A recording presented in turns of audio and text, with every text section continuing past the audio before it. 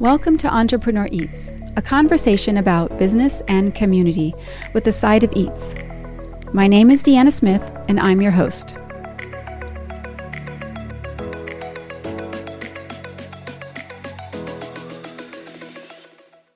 Have you noticed that Grand Avenue is being renovated? When it's done, traffic will be much easier and the heart of our business community will be much more beautiful. While it may be more challenging to shop and dine there right now, it would be grand to have you make an extra effort to support the businesses downtown. Hello everyone, I'm Deanna Smith, your Madam Chairman of the Board at the Escondido Chamber of Commerce, and I have across from me Carl Skaja. Good morning, Deanna. Thanks for having me. All right, Carl, let's talk about Carl. Well, one of my least favorite subjects, but yeah, let's go ahead. Well, yeah, I did grow up here. I was born and raised here, born in Palomar Hospital way back when. I went to Central Elementary School, Grant Middle School, Escondido High. I even went to Palomar and San Marcos for a couple of years. Born and raised here. Went from Palomar after 2 years. I went to Northern Arizona University for 2, and I got a bachelor's degree in criminal justice. I didn't know what I was going to do with it. I don't think I wanted to be a cop at that point in my life, but here I was with a degree, so I went to law school, and 3 years later I was taking the bar exam, and here I am working in Escondido 28 years later as an attorney with my own law firm here. And what kind of law firm do you have, or what kind of law do you practice? So our firm, we have 9 attorneys, and we do business, real estate, we do estate planning, we have a family law attorney, and we have a personal injury attorney. It's kind of a typical Escondido firm. I'm refer to myself as kind of a generalist. I kind of do a lot of different things, and then I have associates under me that are more specialists in those different areas. What is your favorite type of law to practice? Man, if you're going to have to pin me down on that, for sure, it's easy. It's business. I love, and I mean this in the most affectionate way, I love mom and pop business owners. I like entrepreneurs that come out, lay it on the line, usually investing most of their savings and everything they got into starting a business and making a go at it. That's the backbone of our country, and I love helping them start, manage, run, and then at the end of the day, sell that business and move on. They're fun clients to have. They're passionate about their business and what they do, and they're very practical.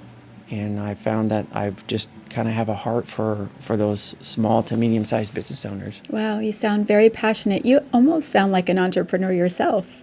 Well, with a law degree. Yeah, and I kind of always kind of looked at it as, I never really wanted.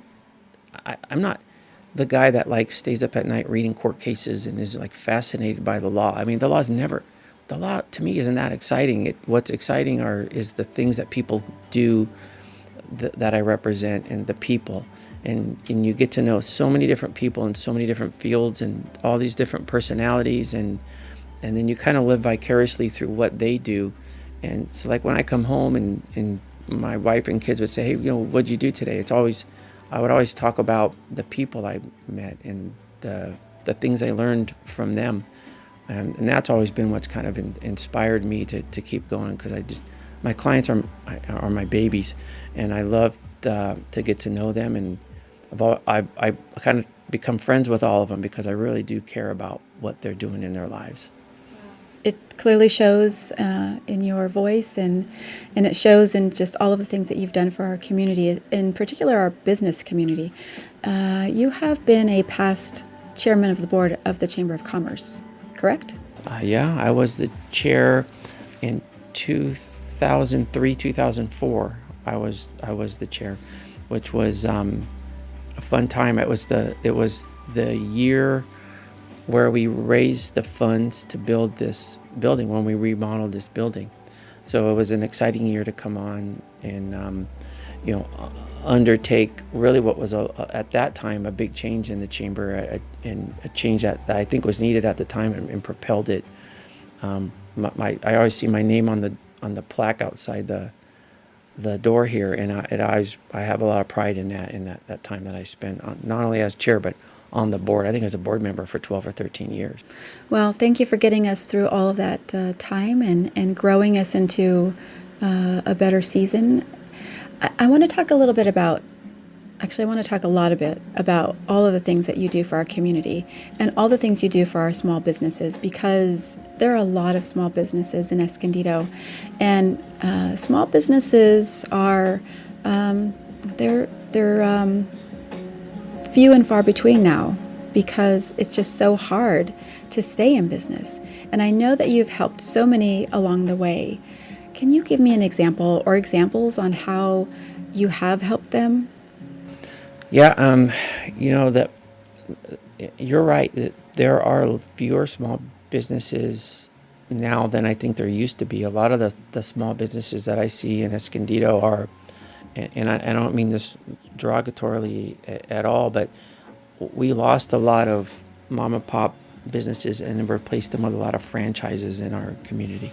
So that I think happened after the 2008 recession that we had here. We had a lot of the trades left. They all moved to Texas and Idaho, and a lot of small businesses shut down and were replaced by franchises. And again, nothing wrong with franchise owners, and they're great businesses for a lot of people. But the small business community has changed a lot, and I'm enjoying seeing that come back. Areas where I've been involved in them have been, usually my first meeting with them is when they come in and they'll say, "Hey, I want to start my business. What do I do? How do I do it? I have an idea. I have passion. What do I do?" And then we sit down and we talk about their structure. Are you a corporation or an LLC, a partnership? What's best for you from a liability perspective? From a tax perspective? What should we do to get you started? And then how do we grow that? And then they'll come in and they'll say, "Well, here's a lease my landlord gave me. What do I do with this thing?" And so we'll review the lease. And now I want to hire employees. Oh dear Lord, your life's going to change now. Welcome. Yeah, employees are great, but that's going to be your biggest problem as a business owner. So I've helped them with kind of navigating those things. So all of these things are very, very helpful. And when an entrepreneur walks into your office and has this list of questions, in the back of their mind, they're saying, "I need all this help, but oh my gosh, it sounds so expensive." And sometimes it is expensive, but the value that you have with your services, I know far outweighs the liability and the expense. Can you explain a little bit about that, how you take care of them in the beginning as an investment for an entrepreneur? Yeah, and that's a great question, because you got to start it out right, because you're spending so much time getting your business going that if your foundation isn't right after you start building on it, you don't want it to crumble apart. So you spend a little time early on in your business making sure your contracts are put together and are tight, and your structure, your entity, and you're set up the right way. Because once you're going and you're doing your business 2-3 years later, you'll look up, and if it's not done right, to unwind some of the mistakes you've made, the time and the expense is just, you're just going to wish you'd done it right the first time. It's not that expensive to do it the right way. Do it right way from the beginning, then don't try to fix it later. Yes, I agree. And I know from experience that is really the only way it should be for any business, large, small, or just even a single operator like a nail salon or a hairdresser or a plumber. It's just really important for that foundation to be solid. Yep. You got to have a good business plan, and part of your business plan should be getting it legally set up properly the first time. Do you have any wonderful stories to tell us about watching somebody walk in to your office and say, "I have this idea and I want to do it," and then suddenly it just blossoms and then it grows, and then they are, fast forward to selling their business? Yeah, I mean that it's funny. I was thinking about that the other day, and now that I'm 28 years into this, I started in 1996, and I have some of those stories where, and I don't feel that old, and I don't think I am that old, but yeah, people whose corporations I would have formed in, 98. And then I've represented them all those years and dealt with them, and they become like family. And then they come to me and they say, all right, it's time. I need to get out. I need to sell it. And there's been, obviously, attorney-client privilege. I can't really tell you who and names, but there's been a number of them where I've been able to do that. And that's a great source of pride. I had nothing to do with their business. They did all the hard work, but me being part of that and helping them navigate through that business life is a great source of pride for me. And there's been a lot of those that have come around. That's a wonderful thing to tell everyone, because you've seen everything from, well, we've seen these several businesses from start to finish, and I have to disagree. I think you had quite a bit to do with their success, because when you have a solid foundation and you're doing everything right, then you as like the entrepreneur has the freedom of just forging forward and knowing that they have Carl Skaja in their back pocket just to, sorry, I shouldn't say that. Knowing they have Carl Skaja to support them and to go and advise this business is huge. It's just very secure, and it gives them strength and ability to move forward with less worries. Yeah, and I'll tell them that. I'm like, once you get going, once your business is operating, your best friend after that is your CPA and some of the other consultants. You're a lawyer. You're going to call me when you need me. So keep me on speed dial when you need me, but don't be afraid to call me first. Call me early. Call me before the problem gets big. I'm not going to nickel and dime you. I'm going to, if I can answer your question with a quick call, do it. Probably won't even charge you for a quick call, but man, I can avoid some mistakes that are going to cost you a lot of money later. So I just love it. And some of the best things are when clients call me for advice on, hey, I need a plumber, who should I call? Or I need a roofer, who should I call? Nothing to do with the law, but I say, hey, they trust me enough to give them a referral to other people like that. And that is the best thing in the world to me. And then we'll spend time just catching up, like, it's been 4 or 5 years, how you been?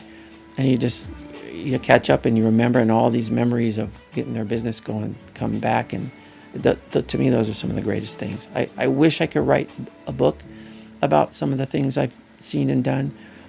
We lawyers aren't allowed to do that, but if I could, I think it'd be a pretty interesting book.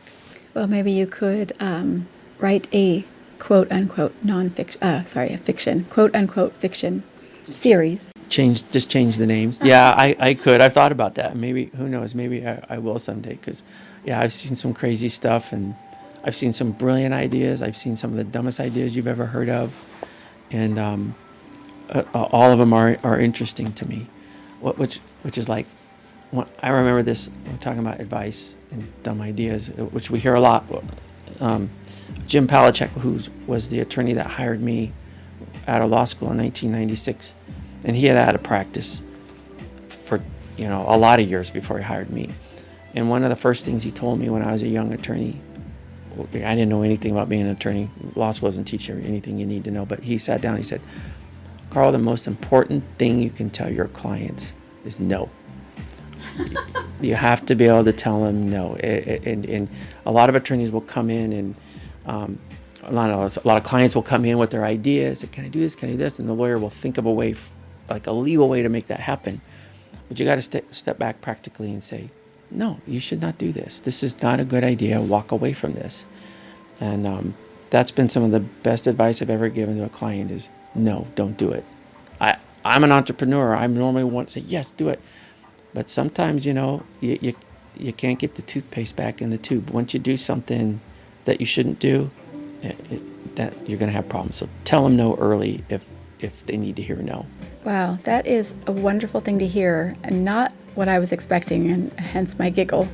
I don't know why I didn't think you would say no. That sounds like great advice. It is, and it's practical, because everybody thinks their idea is the best idea ever, and they'll go for it and spend a lot of money, where everyone around them will just roll their eyes and say, you want to do what? Well, your lawyer has to be the one person in the world that should be able to tell you no. Your mother's not going to tell you no. Your husband or wife's not going to tell you no. Your lawyer has to be able to tell you no. That's not the best idea. Don't do that. Wow, that sounds super solid. So thank you for the ability to say no. Because you truly are watching out for your client. That you got to be honest with them sometimes. You just got to be brutally honest with them. We talked about your favorite type of law. What is your least favorite and why? Oh, yeah. Well, probably family law. I don't do it. My partner, Robert Daniels, does family law. And it is, I did a little bit early on, just as he was getting his practice going. I would get a little involved, and Jim Palachick did, a case or two in it with long-term clients. I don't like to do it because it's so negative. Nothing about divorce is good. Nothing feels good about it. Everything's a battle. It's stressful. It's tense. We all know how it's going to end, and you got to go through this dance. And going through that with somebody that you care about, your client, and there's just no good ending. So I don't like to do that. Bankruptcy is an area I don't like to get involved in because usually you're dealing with people at the very, very low points of their life. I don't want to deal with that either. And then, most other areas of law, as long as I can have a client that I can get along with okay, I do pretty much anything else. That sounds logical. So even though you don't prefer to practice these types of laws, your firm does have departments for these to help clients. Yeah, we do family. We don't do bankruptcy anymore. We used to have an associate that did it. He left, and we just didn't want to do it anymore. Bobby Daniels will do it, and he's really good at it. We used to do eviction laws too. We used to do unlawful detainers, which are the evictions. We stopped doing that during COVID when they started changing the laws, where it made it virtually impossible to evict somebody if you're a landlord. So there was no good results you could get for the client. It was too frustrating for them to go through, so we just quit doing it. I'm sure you have lots of referrals in our county or even nationally if somebody were needing a referral. Oh yeah, if we don't do an area of law or we're conflicted out on a case, we have a long list of people that we refer people out, and I've referred people to almost every state in the union. I've referred people to attorneys in Mexico and Ireland and all over the place. So yeah, and that's another thing too. If you need an attorney or you need legal advice and I can't get it, call me and I'll get you where you need to be. Well, I believe in you, Carl. You do so much for our community, and I really appreciate you. Thank you. I appreciate you too. You do a lot for the community too. So I look up to you. So keep doing what you're doing. Thank you. Well, it's easy when we have a wonderful community that collectively cares about what's happening in our town. I've always said that about Escondido, is that Escondido's biggest plus and biggest negative is Escondido has a big heart. It always has. And I love our community. When people are in need, people step up, and almost to a fault. We have a lot of social services in our community that help people, which is good, and it's bad because it also attracts a lot of people that need social services. But we have a big heart, and we're going to embrace those people, and we're going to give them what they need to survive. I agree. We have a big little town. We do. What's next for Carl Skaja? Well, I'm like I say, 28 years in. I still love what I do. I'm not going anywhere. I got some younger attorneys working for me now who I want to bring along, mentor them, get them to the point where they don't need me so much, and then I want to kind of like watch them thrive. I mean, I can't retire. I don't know what I do. I joke, my wife doesn't want me home Monday through Friday. I need somewhere to be, something to do. So, and I love to work, but I want to be able to work maybe where I'm just mentoring the younger attorneys in my office more than than I am now. Now I'm very involved in the cases now, and I want to stay that way, but I want to bring up that next generation of attorney to take on this practice like Jim Palachuk did for me. And it is so important because we don't get successful by ourselves. We don't gain success alone. You got to have people around you and a support group around you that'll prop you up when you're having those bad days. And my associates do that for me all the time. I like to do that for them. I would have loved for one of my two sons to have been an attorney and bring them into the firm, but I took them to work with me often enough for them to figure out that that's not what they want to do, which is fine. Go do your own thing. Little brats, go forge your own way. They're doing great, but it would have been nice if they wanted to, but that just never was an interest to them. But I kind of look at my associates, they're a couple years older than my own kids, and I kind of look at them that way, as like I'm responsible like a parent for their development as attorneys.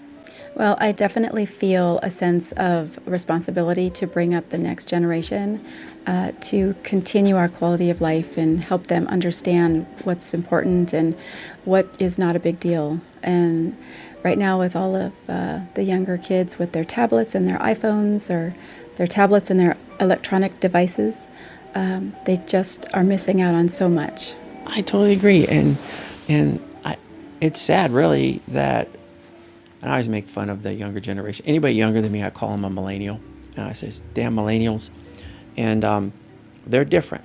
They are different than us, right? We're Gen Xers, and we're all raised kind of in similar ways, and we had similar expectations and similar work ethics. And as I'm getting to know the millennial generation more, I'm starting to develop a lot more respect for them. They do work hard. They're very smart. They're very good at what they do.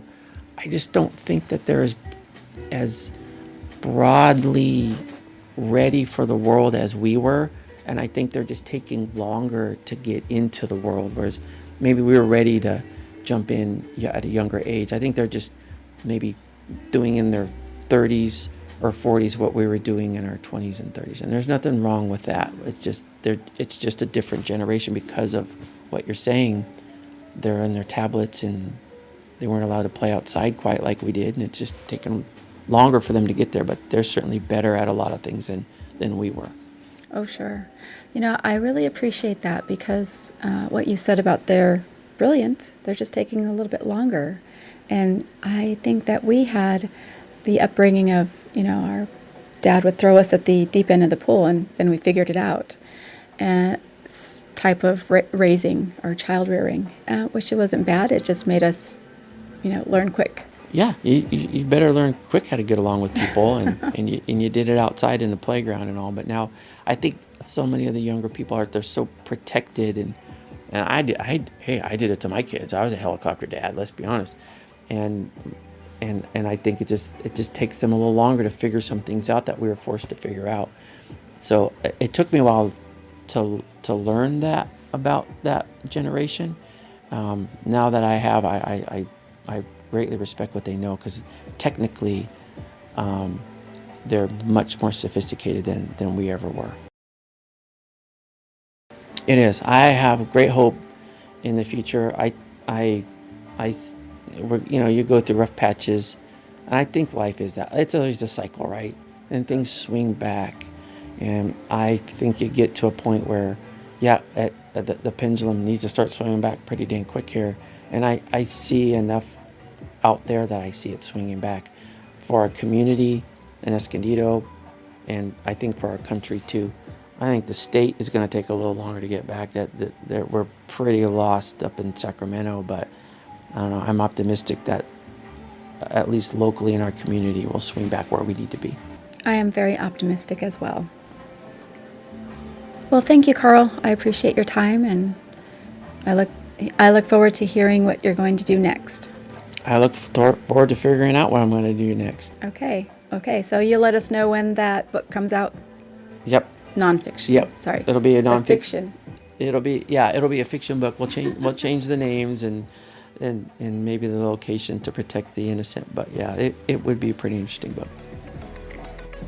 All right. See you soon. Thank you. Bye-bye.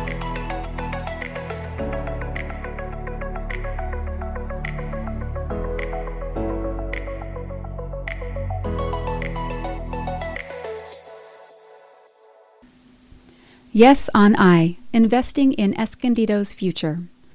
This year, Escondido residents have a question to answer. What kind of community do you want Escondido to be? Measure I is a bipartisan effort led by community members, not politicians. It will add a 1 penny sales tax on every dollar spent in Escondido. The measure would generate about $28 million every year. This money could fund critical priorities like addressing homelessness, improving local streets, sidewalks, and infrastructure, providing police, firefighters, dispatchers, and paramedics resources to protect public safety, and keeping our city safe. The city of Escondido is facing a financial crisis. In spite of a decade of service cuts, city revenue has not been able to keep up the pace with growing costs. If we don't pass Measure I, the city will have no choice but to cut services like the library and the Center for the Arts, Parks and Recreations, Senior Services, and the Escondido Police and Fire Departments. Oversight and accountability is at the heart of Measure I. The measure will sunset after 20 years and includes a Citizens Oversight Committee to ensure new revenue is spent appropriately. Essential goods like groceries and medication are exempt from this tax. Bring much-needed funding to Escondido, 1 penny at a time. Vote yes on Measure I. For more information, visit escondidocitizens.org.